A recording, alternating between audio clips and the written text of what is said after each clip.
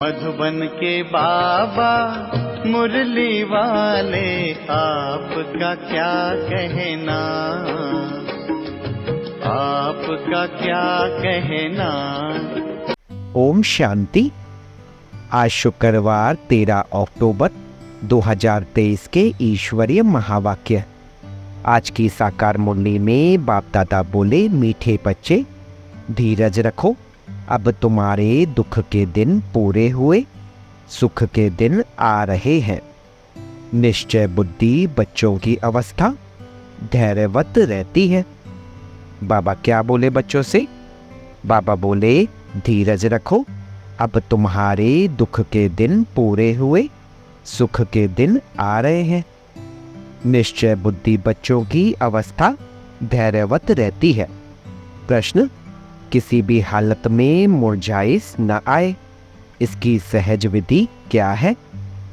उत्तर, ब्रह्मा बाप का सैंपल सदा सामने रखो। इतने ढेर बच्चों का बाप, कोई सपूत बच्चे हैं तो कोई कपूत, कोई सर्विस करते, कोई डिससर्विस। फिर भी पापा कभी मुरझाते नहीं, घबराते नहीं। फिर तुम बच्चे क्यों मुरझा जाते हो? तुम्हें तो किसी भी हालत में मुरझाना नहीं है। आज का गीत धीरज धर मनोवा। ओम शांति। धीरज धर मनोवा मनुष्य को नहीं कहा जाता, मन बुद्धि आत्मा में है। यह आत्मा को कहा जाता है। आत्मा को सिवाय परमपिता परमात्मा के और कोई कह न सके कि धैर्य धरो, क्योंकि अधीर को ही धैर्य दिया जाता है। अगर ईश्वर सर्वव्यापी है तो उसको अधीर कहा नहीं जा सकता। मनुष्य इस समय सब अधीर हैं, दुखी हैं। इसलिए धैर्य देने के लिए, सुख देने के लिए बाप आए हैं। कहते हैं अब धैर्य धरो। बाप के महावाक्य सिर्फ तुम्हारे लिए नहीं है, वास्तव में सारी दुनिया के लिए है। सारी दुनिया आहिस्ते आहिस्ते सुनती रहेगी। जो सुनते हैं वह आते रहते हैं। सबका सदगति दाता, दुख हरता एक बाप ही है। यह है ही दुख की दुनिया। बच्चे समझते हैं अभी हमारे मुक्ति, जीवन मुक्ति के दिन व कलयुग पतित दुनिया से छुटकारा पाने के दिन है।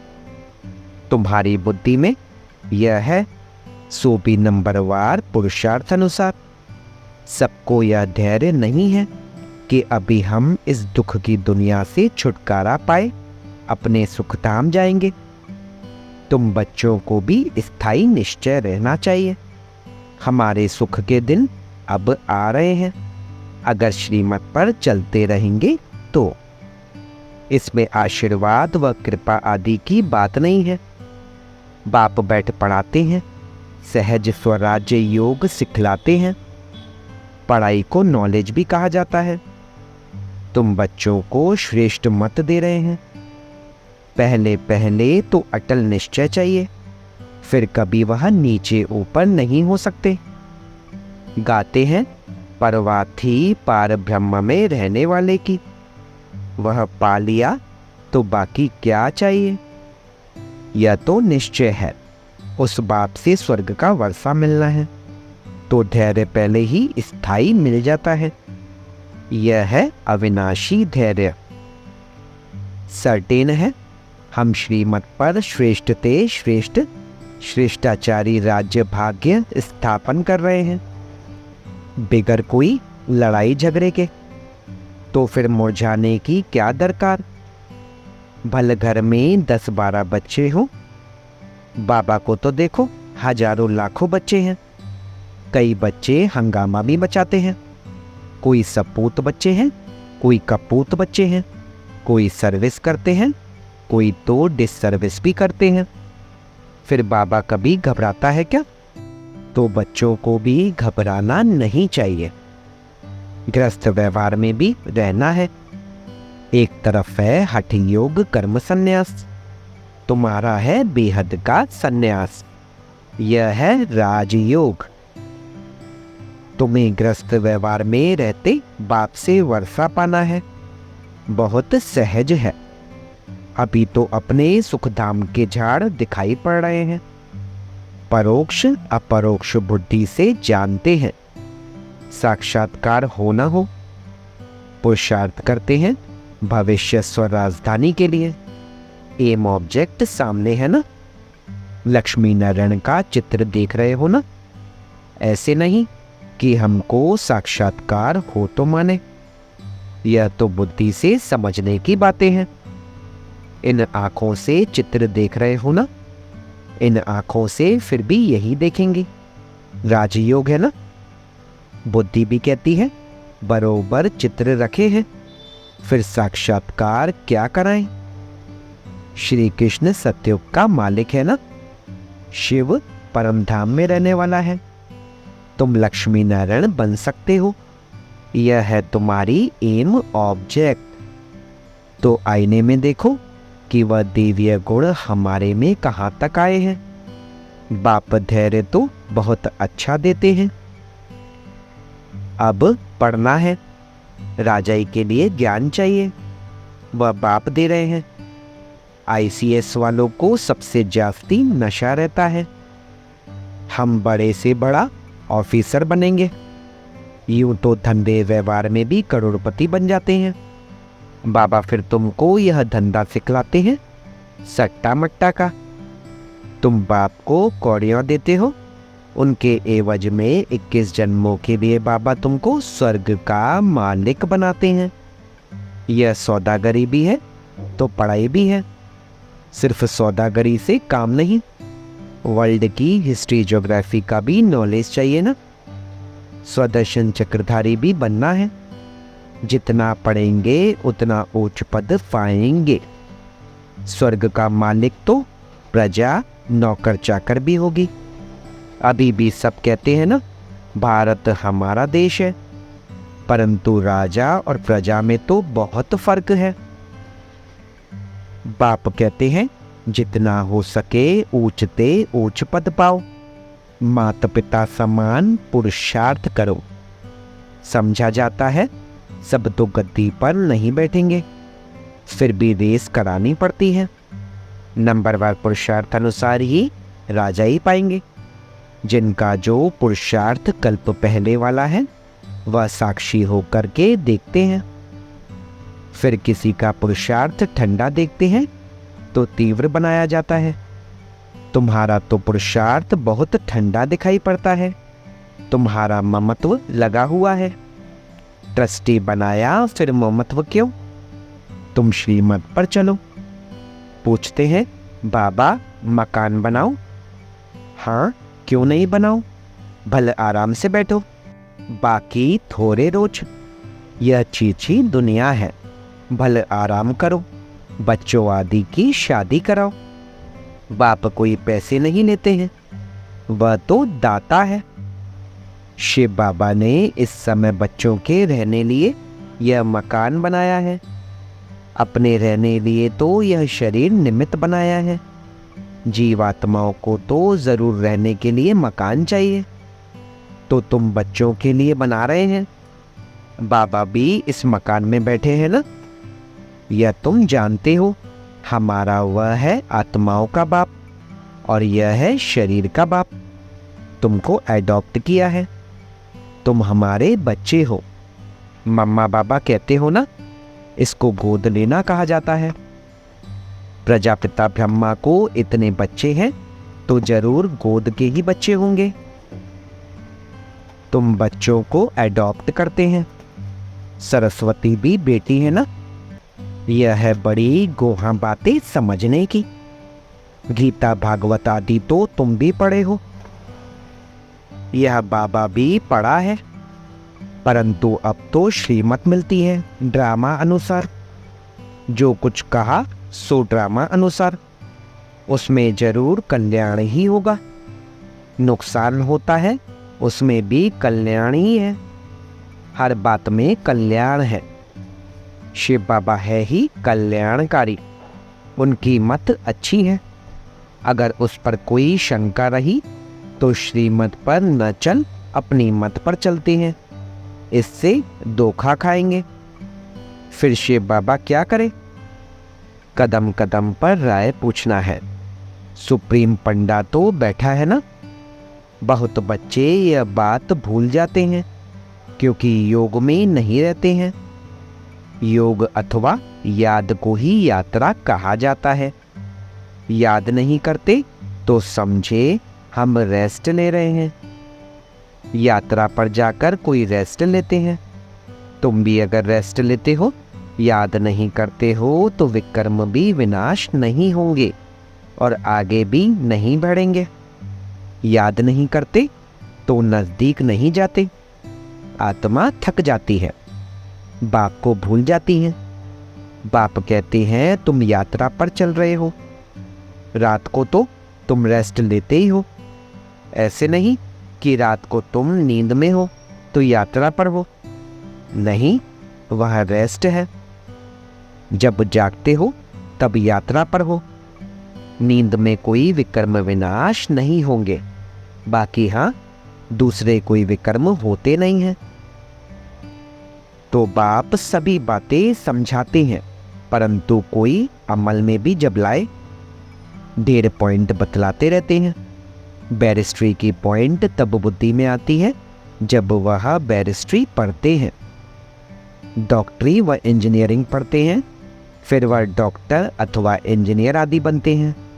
जो जैसा कोर्स करते हैं वैसा बनते हैं। यहाँ तो एक ही कोर्स है। चलते चलो, तुम्हारे सिर पर जन्म जन्मांतर के पापों का बोझा बहुत है। उनको विनाश करने का उपाय एक ही है, बाप को याद करना, नहीं तो पदभ्रष्ट हो पड़ेंगे। माला बनी हुई है ना, 9 रत्नों का भी गायन है। यह कहाँ से आए सो मनुष्य नहीं जानते हैं। 8 रत्न है जो रुद्र की माला बनते हैं। तो पुरुषार्थ अच्छा करना चाहिए। स्टूडेंट्स अच्छा पढ़ते हैं तो रजिस्टर से माँ बाप को भी पता लगता है। यहाँ तो बाप ही टीचर भी है, तो वही जाने। तुम पढ़ते ही हो बाप के पास, रजिस्टर का भी उनको पता पड़ता है। तुम भी अपने रजिस्टर को समझ सकते हो, कहाँ तक हमारे में गुण है, मैं औरों को कहाँ तक आप समान बनाता हूँ। इतनी ताकत है जो कोई सामने देखे उनको शरीर भुला दे। कहा जाता है हिम्मते मर्दा मददे खुदा। बाप बहुत मदद देते हैं, तुम भी मदद देते हो योग की। बाप को चाहिए ही पवित्रता की मदद। सारी पतित दुनिया को पावन बनाना है योग बल से। जितना जितना जो योग की मदद देंगे उतना बाबा खुश होंगे। यह बाबा के लिए मदद है, वह अपने लिए है। तुम जितना पढ़ेंगे उतना ऊंच पद पाएंगे। जितना याद करेंगे उतना मुझे पवित्रता की मदद करेंगे। मैं आया हूँ पतित को पावन बनाने, पावन दुनिया के लिए।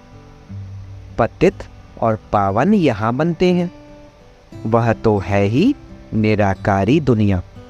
गाते भी हैं पतित पावन आओ।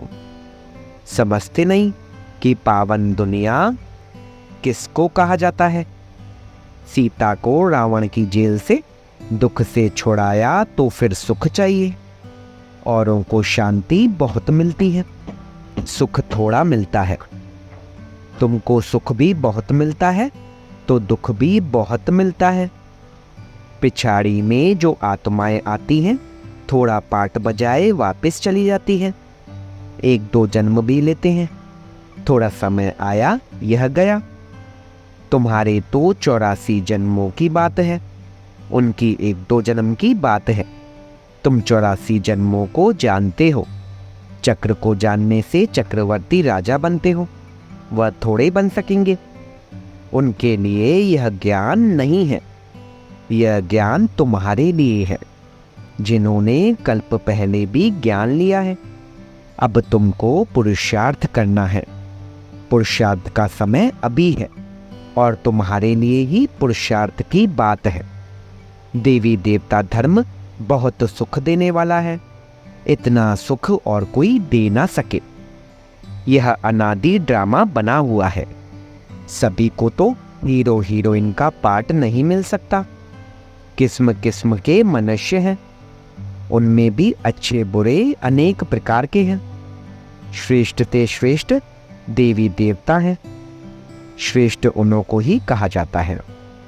वह तो सत्युग में ही होते हैं, उन्हों के चित्र भी हैं, परंतु वह कैसे बने यह नहीं जानते हैं। कोई तो फिर कहते श्री कृष्ण हाजिरा हजूर है, भगवान भी हाजिरा हजूर है। इन सब बातों को तुम बच्चे समझ गए हो।